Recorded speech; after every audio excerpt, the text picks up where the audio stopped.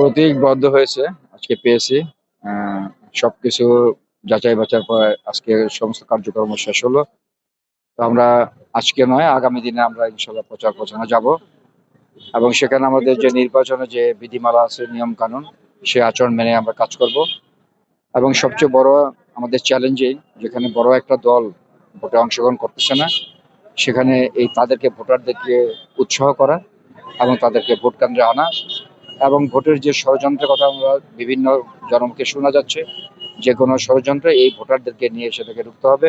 এবং আমরা ইনশাল্লাহ, মানুষ অনেক দিন যাবৎ তার আকাঙ্ক্ষিত প্রত্যাশিত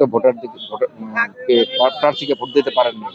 আমরা বিশ্বাস করি যে ভোটাররা তাদের প্রার্থীকে, যোগ্য প্রার্থীকে তারা যাচাই বাছাই করে ভোট দিবেন ইনশাল্লাহ। আসলে এটা কোনো রাজনৈতিক কোনো ব্যাপার না, এটা তাদের নিজস্ব পার্সোনাল শত্রুর ব্যাপার, নিজস্ব পার্সোনাল একটা ব্যাপার। এটা কোনো যে রাজনৈতিক যে একটা কোনো ঘটনা, আসলে কিন্তু সেটা না।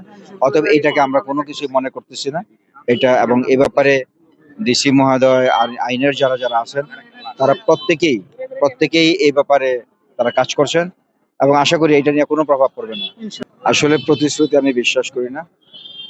আর নির্বাচন আচরণবিধিতে কথা আছে যে কোনো প্রতিশ্রুতি দেওয়াও যাবে না। আমরা যেহেতু জনগণের দল, জনগণের সমস্যা নিয়ে আমাদের কাজ। এই দল সবসময় জনগণের যেখানে যেই সমস্যা হয়েছে, তখনই জনগণের পাশে বিএনপি দাঁড়িয়েছে। অতএব বিএনপি জনগণের দল।